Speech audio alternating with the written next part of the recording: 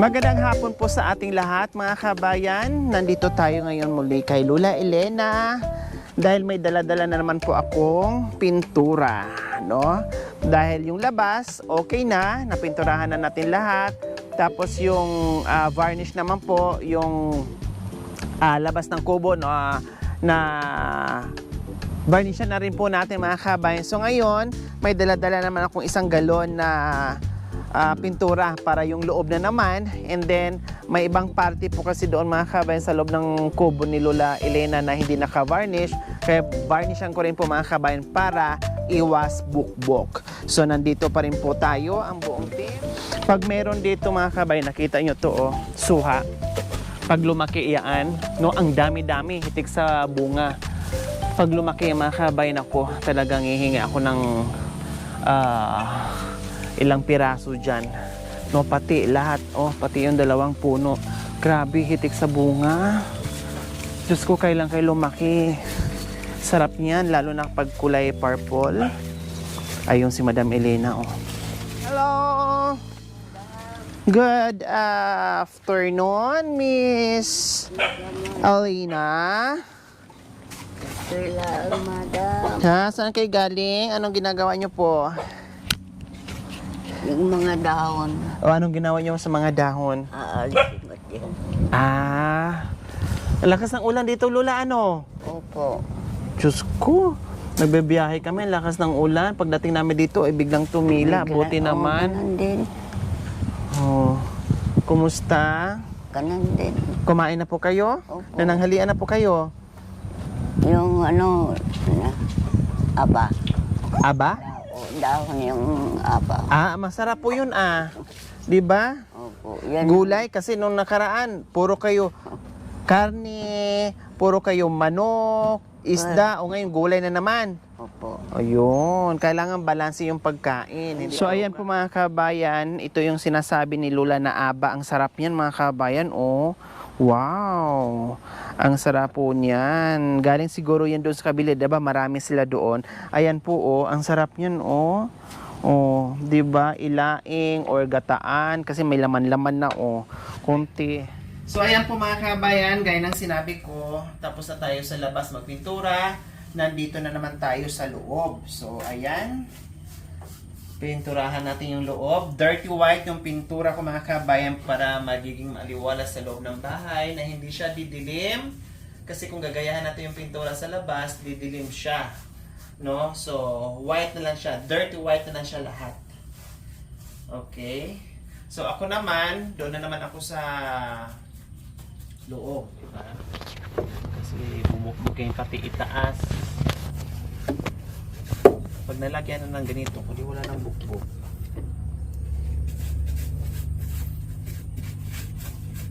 Magra-rugby muna tayo ngayon. Maaamoy ko to kasi hindi siya open. Di katulad sa labas na open air ito. Nandito tayo sa loob. Kinong umuwi ako pauwi ako ng bahay, masakit ang ulo ko. Kasi na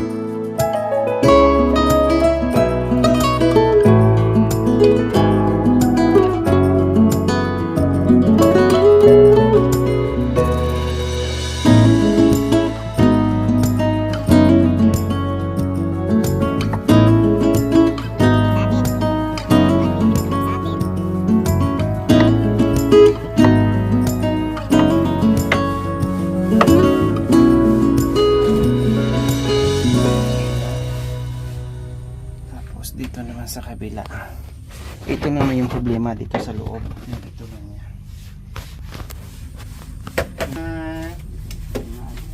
Kumusta po kayo?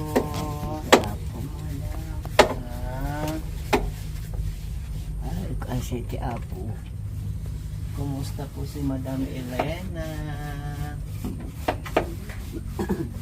Maganda pa rin ba si Madam Elena?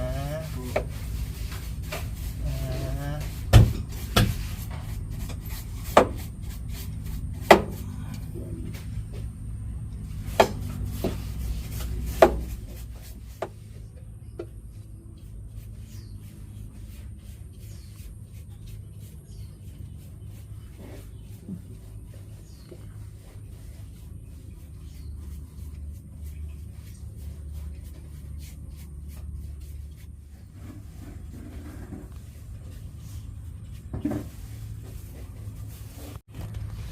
So ayan mga kabayan, ayos na. Hindi na tayo mangamba sa mga bukbok na yan. Gaya ng sinabi ko kanina, na-sprayhan na yan ng pambukbok. Pero nilagyan ko pa talaga ng varnish para lalo siyang hindi kakapitan ng bukbok. Kasi may butas-butas na parang butas ng karayo mga kabayan. So kalat siya.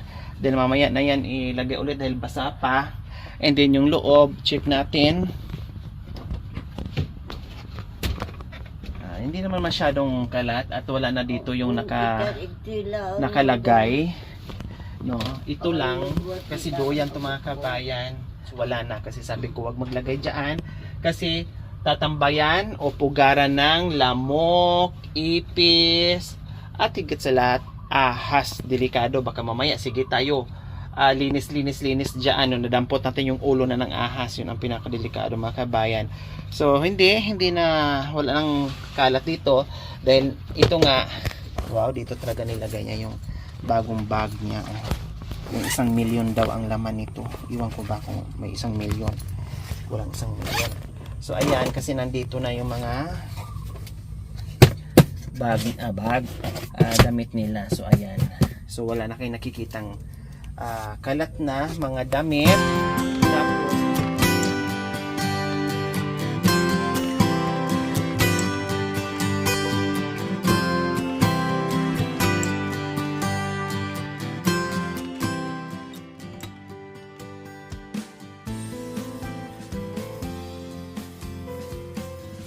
kumusta pala dyan, Makoy? Kumusta yung ating trabaho? Ayos lang po, masaya na nakikita natin unti-unting na-improve at unti-unting mas lalong gumaganda yung bahay kubo at kusina nila Lola.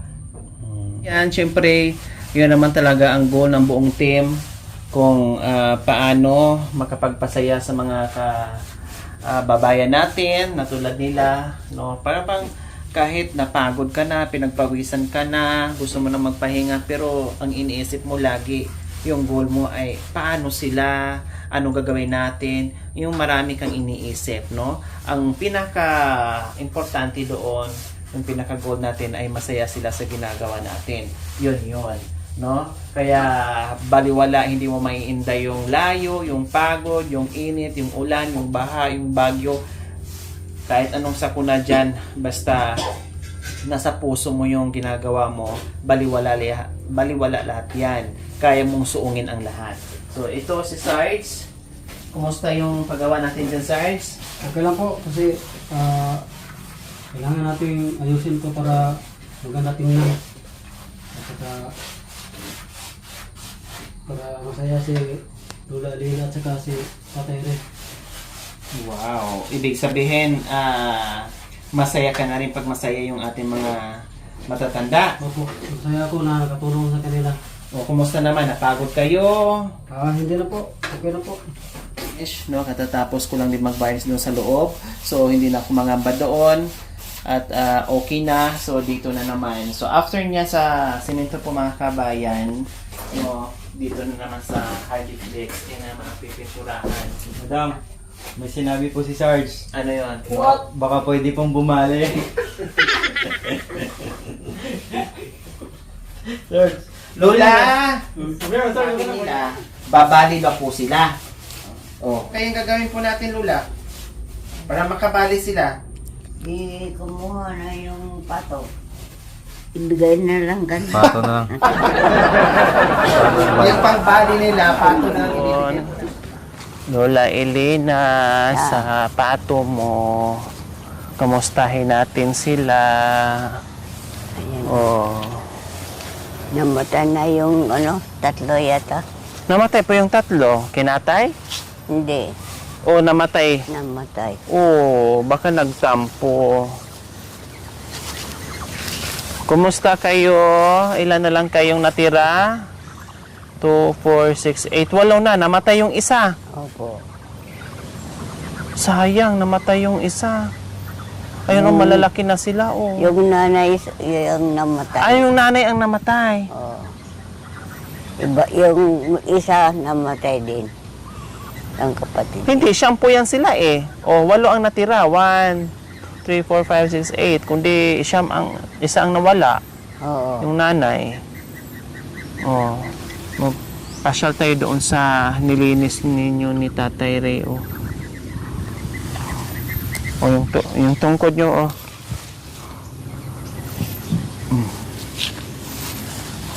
So, ayan, pasyal-pasyal lang kami dito mga kabayan. Dahil malapit na rin namin to gagawin. No, Lola, no? Opo. Maglagay kami dito ng mga kung ano-ano. Gulay. Tapos, mamunting kahoy. Nakita nyo to dati dito mga kabayan, no? Masukal to. Oh, di ba? Ang taba ng mga kabayan, ang taba ng lupa. Siyempre, matagal na panahon na hindi nataniman, kaya ang taba-taba. Taba. Feeling ko pag Nataniman. nagtanim dito, Diyos ko, ang sarap siguro ng ang tataba ng mga gulay dito. Kaya Lola Elena. alisin ko yun. Oh. May sinabi sa akin si Tatay Ray, kaya lumayo tayo. Kaya dinala ko kayo dito. Tatanong ko sa inyo kung totoo yung sinasabi ni Tatay Ray sa akin. Oh. Kasi sabi niya, ay, buntis daw kayo. Buntis. 2 buwan daw po. Totoo po ba? Hindi, biniro na kailang madam. Bakit? O gaano po ba katotoo na buntis po kayo? Ay nako, hindi. Mahirap. Totoo po ba yun? Hindi. Bakit hindi? Bakit po? Ay, hindi ako nagre-regla, madam. Ilang taon na po ba kayo hindi nagre-regla? 1 taon at kalahati. Ilang taon na po kayo? Ay, Diyos Ikaw ko. na lang. 76 years old. Meron pa pala si Lola. Meron buntis. Ayun na. O ano, Awanin. Alin na po kayo dito. Diyos ko, Mio, si kuhaan Lola. namin dito. Kung hindi to nabulok, pwede to panggatong. Kailan nabulok, o sayang. Ugingan to rin. Po? Ugingan naman. Hindi na pwedeng ugingin, Lola, kasi ano na po, bulok na. Ay, budo. Opo. Hindi na rin pwedeng panggatong. Paano panggatong yan? Ibulok na nga po. Pudpud na. Pulbo na. Yan. Hindi na pwede. Tapos may anay pa. Ito, Sunugin na lang siya para matanggal yung anay. Baka pag dinala doon, ay aanayin yung natin. Oo. Kubo natin. Kaya wag na, sabi mo kay Teteria, wag na dalhin doon, ha. Opo. Hayaan mo na dyan yung yung kahoy. Sunugin na lang yan. Ayan, katulad nun, sinunog ni Tatay Ray. Oo, sinunod. Kasi delikado. So, ayan po mga kabayan. Ang dami rin natin nagawa ngayong araw. Half day lang po mga kabayan, no? Kasi anong oras na tayo dito dumating. Dahil ang lakas ng ulan. Ito yung niretouch natin na nakaraan. Ang ganda-ganda na tingnan. Tapos ito yung nadagdag ngayong araw. Ito, no? Patigasin pa. Bukas pa ito pwedeng apakan. At yung ating poso. Then, yung ating pintura dito mga kabayan ay okay na rin, no? So kinapos tayo ng pintura, bali ito na lang ang Hardy Flex. At saka ito ito na lang yung kahoy, tapos Hardiflex, ito na lang yung ating pipinturahan. Siguro gusto ko brown to, tapos dirty white tong Hardiflex. Sa sunod na naman, punta natin dito ay gagawa na naman ako ng lagay ng halaman, no, sa gilid dyan, gagawa ako dyan. Tapos, yung ating mga gulay at lagay ng gulay doon, magtatanim tayo. Mag-iisip pa tayo kung anong itatanim natin plus itong halaman natin. Kaya maraming salamat po talaga sa walang sawang pagmamahal, walang sawang panonood dito sa vlog natin araw-araw. At syempre magpasalamat tayo, may nagpahabol na naman po, no? Silence po, anonymous sponsor from London, nagpahabol po, nagpaabot ng 5,000 pesos. So dagdag po yun doon sa remaining balance sa pera ni Tatay Ray and Lula Elena, plus bumili tayo kanina ng pintura na naman at varnish, no? Nandiyan nakatago pa rin yung ating mga resibo, no? Hangga't matatapos yung ating ginagawa. Kaya maraming salamat po sa lahat ng yumakap sa aking munting adikain without yung panonood nyo without skipping ads, pag-share, pagla-likes, panonood without skipping ads, mga kabayan, malaking tulong po yun sa atin para lalong mapalawak yung ating ginagawa, no? Yung mission natin na hindi lang sila, dahil marami pang iba na nag-aantay ng ating pagmamahal. Kaya maraming salamat po sa lahat ng mga sponsors, subscribers, followers, YouTube members, viewers, commentators. Salamat po sa inyo. Kung hindi po dahil sa inyo, ay hindi po natin mapapalawak yung ating ginagawa. Kaya mga kabayan, huwag niyo pong kalimutan, paki-share at subscribe sa aking YouTube channel, Lori Aquino Talita. Maraming salamat po. God bless us all. Bye! Bye-bye.